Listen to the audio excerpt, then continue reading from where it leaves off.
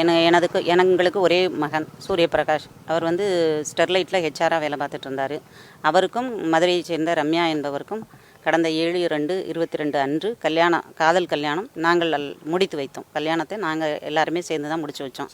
அதற்கப்புறமாக கல்யாணம் முடிந்து ஸ்டெர்லைட்டில் தம்பி வேலை பார்த்துட்டு இருந்தார். இவங்க வந்து காலேஜில் கொஞ்சம் ப்ரொஃபஸராக இருந்தாங்க, தியாகராஜா காலேஜில்.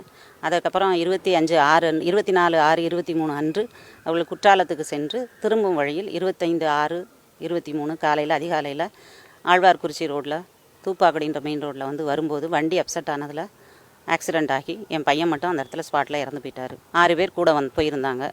யாருக்கும் எந்த அடியும் இல்லை. நாங்கள் அங்கே போனதுக்கப்புறம் தென்காசி போனது போகும் தான் என் மகன் இறந்தது தெரிஞ்சுது. இறந்ததுக்கு அப்புறத்தில் எந்த ஒரு காரியத்துக்கும் எனது மருமகள் அவங்க வீட்டிலேருந்து யாரும் வரவில்லை.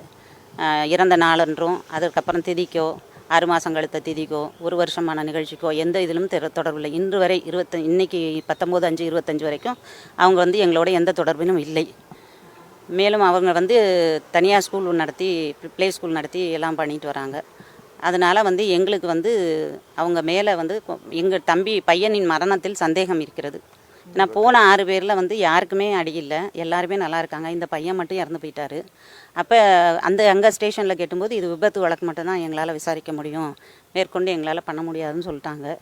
இப்போ என்ன சொன்னால், இப்போ 2 வருஷங்கள் கழியும் போது என் மருமகளின் நடவடிக்கைகளெல்லாம் பார்க்கும்போது அந்த ஓட்டிகிட்டு போன ஆக்சிடெண்ட் பண்ண பையனோடையே சேர்ந்து ரீல்ஸ் எல்லாம் போடுறாங்க. அதை பார்க்கும்போது எங்களுக்கு எனது மகனின் மரணத்தில் சந்தேகம் இருக்கிறது. இந்த கூட்டிகிட்டு போனவர் செண்பகமூர்த்தி வந்து பிகாம் படிச்சுட்டு இருந்தார். என் மருமகளோட ஸ்டூடெண்ட்டு. அவர் தான் மதுரையிலேருந்து ஸ்கார்பியோ கார் எடுத்துகிட்டு போயிருக்காரு. அவர் தான் ஓட்டிகிட்டு போயிருக்காரு. ஆக்சிடெண்ட் நடந்தது. அவருக்கு காலில் அடிபட்டு மதுரை மீனாட்சி மிஷனில் வந்து அட்மிஷன் ஆகிட்டாங்க. யாரையும் தற்சமயம் வரை நாங்கள் யாரையும் பார்க்கல. எங்களுக்கு எந்த விவரமும் இதுவரை தெரியவில்லை. எனது மகனோ வேறு யாரிடமிருந்து என் மகன் ஃபோனும் கிடைக்கல, எந்த இதுவுமே கிடைக்கல. ஸோ எங்களுக்கு இந்த மரணத்தில் சந்தேகம் இருக்கிறது. அவங்க வீட்டுக்காரங்களும் எந்த ஒரு ஹெல்ப்பும் எங்களுக்கு பண்ணலை. பார்க்க விடாமல், மருமகளையும் பார்க்க விடாமல் தவிர்க்கிறாங்க. அதனால செண்பகமூர்த்தி முதலில் தெரியும். அவங்களுக்கு கார்ல அவர் கூட்டு பண்ணதா சொன்னீங்க, உங்க வீட்டுக்கு வந்ததாவும் நீங்க சொன்னீங்க. அப்படிங்கிறப்ப உங்களுக்கு ஒரு சந்தேகம் வரலையா? உங்க மருமகளும் அவரும் பேசுறாங்க அப்படின்னு சொல்லிட்டு எந்த ஒரு சந்தேகமும் வரல சார்? ஸ்டூடெண்ட்டுன்னு சொல்லும்போது நம்ம சந்தேகப்படுறதுக்கான வேலை இல்லை. ஏன்னா என் மகனோடதும் காதல் கல்யாணம், அதில் நான் சந்தேகப்படுறதுக்கான வேலை இல்லை. ஆனால் அதற்கு முதல் நாள் வந்து நாங்கள் கோவிலுக்கு 22/6/23 அன்னைக்கு வந்து கண்ணுடைய நாயகி கோவிலுக்கு போய் தேர் இழுக்க போயிருந்தோம். அன்னைக்கு வந்திருந்தாங்க.